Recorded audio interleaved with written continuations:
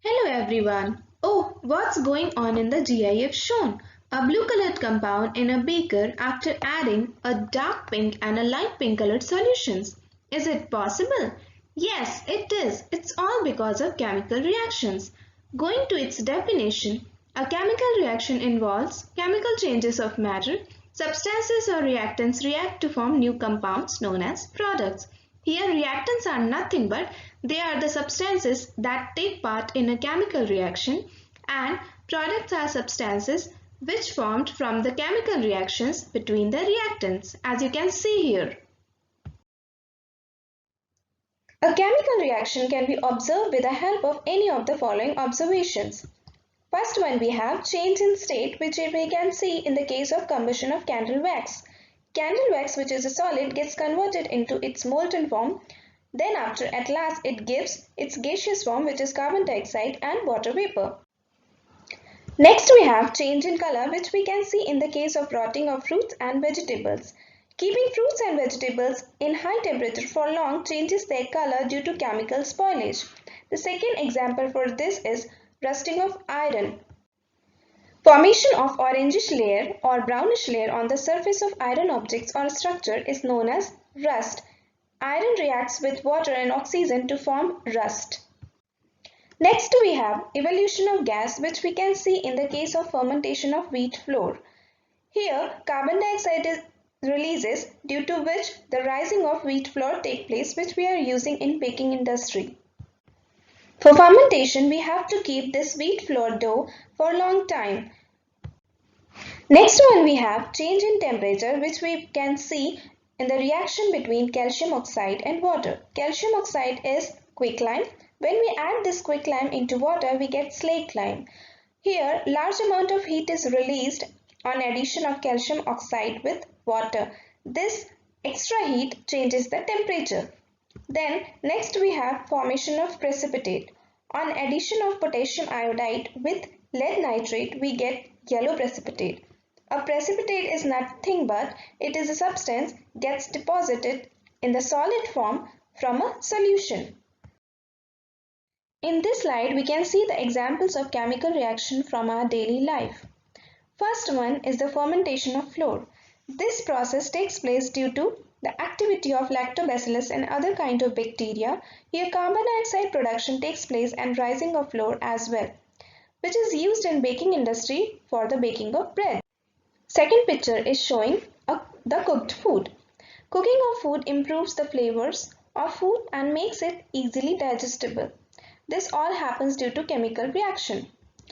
Next one, photosynthesis in plants. Photosynthesis requires carbon dioxide along with water in the presence of sunlight. With the help of this process, plants used to make their food in the form of carbohydrates, that is glucose, simplest sugar. And along with this, there is a release of oxygen as well. Next picture is showing the rusting of iron. Rusting of iron is nothing but formation of orange or brownish layer on the surface of iron objects or structures. This actually requires moisture and water content as well as oxygen, due to which on the surface of iron objects or structures there is formation of rust or iron oxide takes place. Next one we have curd formation from the milk. Curd is formed due to the fermentation of milk by lactobacillus bacteria. Here, chemical reactions occur between lactobacillus and casein. Casein is nothing but milk protein, results in the formation of lactic acid. Next one we have rotting of fruits. Rotting of fruits or chemical spoilage is a chemical change in food products as they age or kept for longer time. Here, enzymes play an important role for the decomposition of the plant tissue or vegetable tissue we can say, or fruits, so that their texture and taste as well as smell gets changes. Now let us have a look to the types of chemical reactions. First one we have combination reaction. Combination means we are going to combine something. What we are going to combine? We are going to combine two or more reactants to form a product. Example you can see here quicklime, which is calcium oxide we are going to add this calcium oxide into water to get slaked lime. Slaked lime is nothing but calcium hydroxide. It is an exothermic reaction because heat is released here. Now have a look to the experiment. Here we have taken calcium oxide, which looks like this only, white in color and crystalline. We have added this calcium oxide into water. After addition of this calcium oxide into water, we'll get slaked lime, which is calcium hydroxide along with large amount of heat, due to which the temperature change take place. Now we have this note: slaked lime or calcium hydroxide is used for whitewashing. After whitewashing, this calcium hydroxide reacts with carbon dioxide which is present in the air, and after reacting with carbon dioxide it forms calcium carbonate, which gives shiny finish to the walls, which is an important note and you have to remember. Now take other examples of combination reaction. Here this one, example 2, burning of coal, where carbon burns in the presence of oxygen, giving rise to carbon dioxide. Here, as heat is applied, so this reaction is an endothermic reaction, not an exothermic, but it is an endothermic reaction. It's an endothermic reaction. Similarly, we have another example, formation of water, where two atoms of hydrogen is going to combine with oxygen to give water molecule. Here heat, again we are applying heat, so this is again a endothermic reaction, not an exothermic, because heat is not going to release. Now we have next type of reaction, which is decomposition reaction. As the name suggests, something is going to decompose or break. What is going to decompose or break? Simply, reactants are going to break down into two or more simpler products.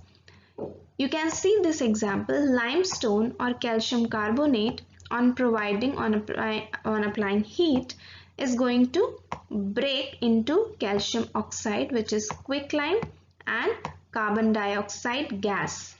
So this is an endothermic reaction again, as heat is added in this reaction. Now what is the difference between calcium carbonate, which is a limestone, and calcium oxide, which is a quicklime? So I have an answer that calcium carbonate or limestone is an abundant rock of marine and freshwater sediments. It occurs both in crystalline and amorphous form. It does not react with water, that you have to remember. This calcium carbonate does not react directly with water. Then we have calcium oxide or quicklime. Quicklime or calcium oxide is white in color and have more crumbly texture, forms by heating of limestone. This calcium oxide forms from this calcium carbonate only. Here this reaction is explaining the same thing, right? And this calcium oxide on combination with water gives slaked lime, which we have already learned in the combination reaction. Take example number 2. Here decomposition of silver chloride is taking place into silver and chlorine by sunlight. Silver chloride, which is white in color, gets converted into grayish color along with the release of chlorine on supplying sunlight. Or in the case of AgBr, which is pale yellow in color, AgBr is silver bromide, which gets converted into again grayish colored silver with the release of bromine gas on supplying sunlight. The above two reactions are used in black and white photography, which is also known as photolysis. Here is an image for the reference. This is a black and white rose. Now let us take example number 4, which is decomposition of water or electrolysis of water. When a decomposition reaction takes place by passing electricity, then it is called as electrolysis. In this system, you can see here we have taken a plastic mug. In this plastic mug, we have drilled 2 holes here and at the base, and we have fitted rubber stoppers here in these holes. Then we have inserted graphite rods. One is here and another one is here. Then after we have connected these two electrodes with a 6 voltage battery. Then after this we have to fill this mug with water and we have to add few drops of sulfuric acid here. We have to add sulfuric acid. Sulfuric acid is nothing but it is H2SO4, which act as an electrolyte. Then we have to take 2 test tubes. One test tube is this, another one is this. These 2 test tubes are inverted over the graphite rods. Then after, switch on the current. This you have to connect and switch on the current and leave the apparatus undisturbed for some time. Then what we will observe, we will see formation of bubbles in both the test tube. Here the collection of oxygen is taking place, while in this test tube collection of hydrogen gas is taking place.